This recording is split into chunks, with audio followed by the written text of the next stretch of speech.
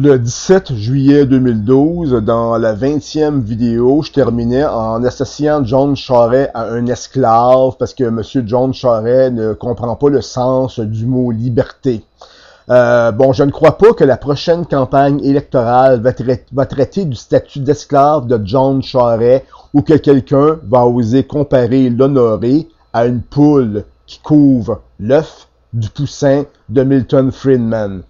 Même si les changements que nous vivons au Québec cadrent avec des transformations que nous devons accepter pour servir les intérêts de la CIA et du vaste réseau où elle opère à côté du WWIC. Je renomme rapidement ces 14 changements que j'ai présentés dans les vidéos. Créer un nouveau modèle agraire. Exporter l'eau du Québec. Exploiter des gisements d'uranium, privatiser Hydro-Québec, financer le pétrole bitumineux avec nos économies, dont entre autres la Caisse de dépôt, troquer la langue française avec l'anglais, accepter que les institutions du savoir créent des serres, en fin de compte, ces serres vont devoir aussi travailler en anglais au Québec, ce qui est quand même étrange. Se départir du système public de santé, ça a déjà commencé par le soutien de M. Couillard, qui est maintenant à Sécart. Harmoniser notre taux d'imposition avec celui des États-Unis. On parle ici d'une flat tax, qui revient à dire c'est que les riches et les pauvres payent le même pourcentage d'impôts. Ça revient à dire aussi c'est que si les riches payent 17%, généralement, ils risquent de s'enrichir. Et si le pauvre paye aussi 17%, il va assurément s'appauvrir. Confronter le mouvement syndical et détourner ses avoirs. J'ai parlé ici plus précisément de l'FTQ, qui est un fonds d'investissement qui contribue à l'économie du Québec. C'est environ, en fin de compte, un des seuls fonds d'investissement, puisqu'on a lapidé la Caisse de dépôt. On a plutôt attaqué la mission de la Caisse de dépôt. Ça, c'est le gouvernement Charest qui l'a fait, il faut le préciser. C'est pas René Lévesque, là, ou les séparatistes ou les gauchistes, c'est bien John Charest, si vous le préférez.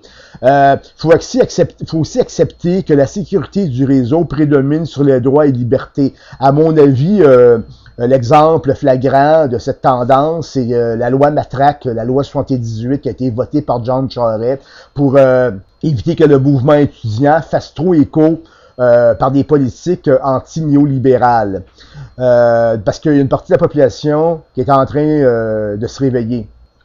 On doit aussi offrir son esprit à des manipulateurs de conscience. On doit aussi détourner les enquêtes de la justice. Je vais revenir sur un cas du ministre de la Justice, un cas de récupération de la justice à des fins politiques. Puis on doit enfin signer des accords économiques pour le mieux-être des spéculateurs.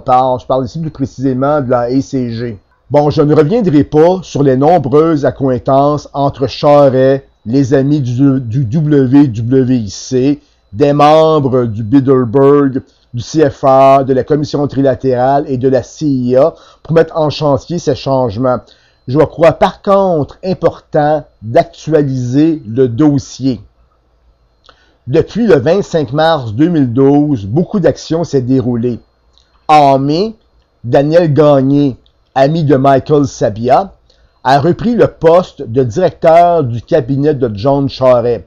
Et comme il risque de trouver difficile de transformer John Charest en homme intègre, il semble avoir choisi la voie de sa sanctification par le blanchiment de son visage et de ses cheveux, au risque que le nouveau Charest personnifie ce titre d'un livre de Pierre Vallière, je cite le titre, « Le nègre blanc d'Amérique ». Ce bradage des ressources du plan Nord lui donne cette image. Et bien sûr, le nègre blanc est loin de briller. Alors qu'il étale sa protection de l'environnement sur la scène internationale, la vérité s'étiole. Stoneway, l'entreprise qui exploite des gisements de diamants et qui les exporte à l'extérieur du Québec pour les transformer, utilisera du diesel comme source d'énergie. Le diesel, on sait tous, c'est propre.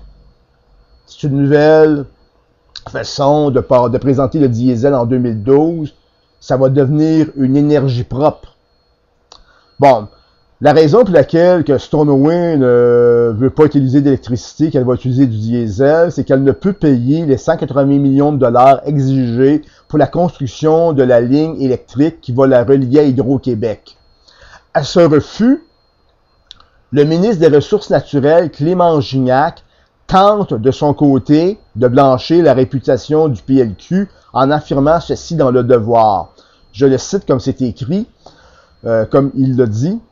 C'est la démonstration que du fait qu'il peut y avoir des lobbyistes qui s'inscrivent, ce ne sont pas les lobbyistes qui décident.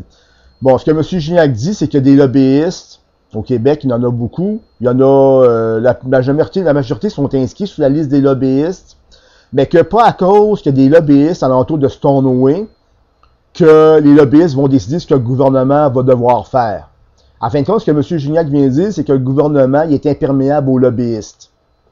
Bon, Le Devoir précise que le ministre Gignac a offert à Stornoway un tarif d'électricité à 5 cents le kilowattheure, alors que son coût de production s'élèvera à environ 9 cents le kilowattheure, donc 4 cents le kilowattheure qui devra être payé par les abonnés de Hydro-Québec pour faciliter le pillage de nos diamants.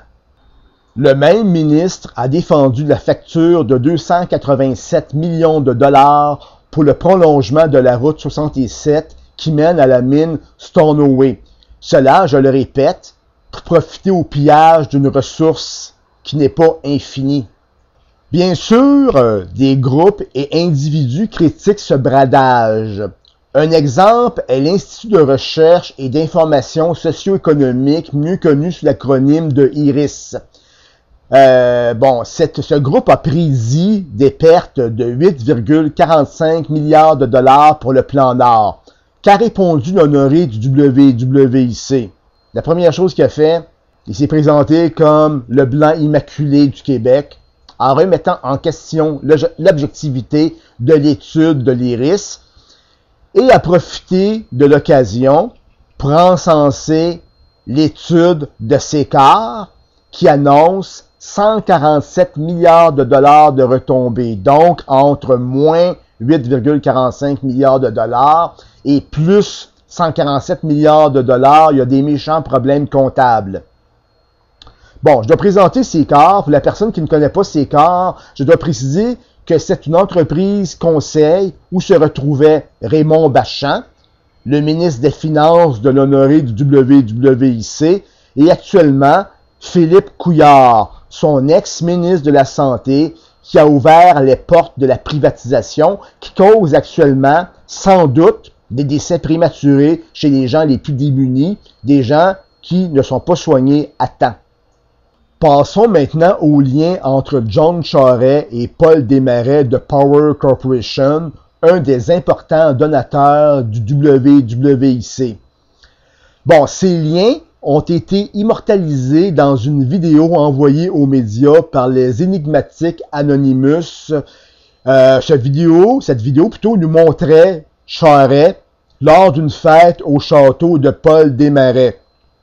Ce qui vient dire que Charest ne peut plus mentir à la population. Il a rencontré au moins une fois Paul Desmarais, puis il l'a fait lors d'une fête.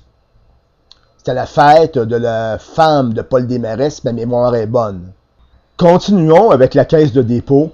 Le 12 juin 2012, Michael Sabia a annoncé que les investissements de la Caisse dans la SSQ, Société d'assurance vie, passaient de 30 millions de dollars à 50 millions de dollars pour un total de 65 millions. Fait à noter, la SSQ est le propriétaire de AXA Assurance Vie depuis 2011. Une boîte où nous retrouvions l'ami illuminé de Sabia, celui qui a eu des révélations en observant la photo de Michael Sabia. Je nomme Robert Tessier. Je ne peux aussi parler d'AXA sans me souvenir de Claude Bébéard, l'ancien patron de AXA Assurance. Ce dernier était un membre de l'Opus Dei, une société secrète catholique, et avait aussi pour camarade Yvon Lamontagne, un membre du conseil d'administration de Hydro-Québec. Enfin, BBR fut lié à une affaire de blanchiment et de fraude fiscale en juin 2001. J'ajoute des informations plus sordides. Christian Cotton, l'auteur de Mafia et démocratie, a lié AXA Luxembourg à des fraudes de Joseph Dimambro. Je ne parle pas ici de l'acteur qui a campé un rôle dans le festin nu de David Cronenberg, mais du grand maître de l'ordre du Temple solaire, une société secrète templière qui s'est fait connaître en 1994 par des meurtres et suicides qui ont éclaboussé Hydro-Québec 2 ans avant l'arrivée de Thierry Vandal. Un total de 74 morts, dont une partie aurait été assurée avec AXA Luxembourg par Dimambro. Je ne sais pas si Dimambro aurait pu être membre du PLQ ou même un de ses ministres. Je ne sais pas, parce que Dimambro a été accusé de transactions financières douteuses et d'être un criminel. Continuons avec Sabia. À la 5e vidéo, j'ai traité de ma crainte que Sabia nuise à Québécois Média pour le mieux-être de Roger ou de Bell. Aujourd'hui, l'ancien employeur de Michael Sabia, Bell Canada, est devenu un féroce compétiteur de Québécois en fusionnant avec Astral Media, au point d'anticiper une perte de contrôle de l'industrie québécoise des télécommunications par des Québécois. Bell négocierait même l'achat du Canal V, ce qui le positionnerait comme le leader en télécommunications au Québec, si l'achat est autorisé par le CRTC. La suite de la conclusion à la 22e vidéo. Merci.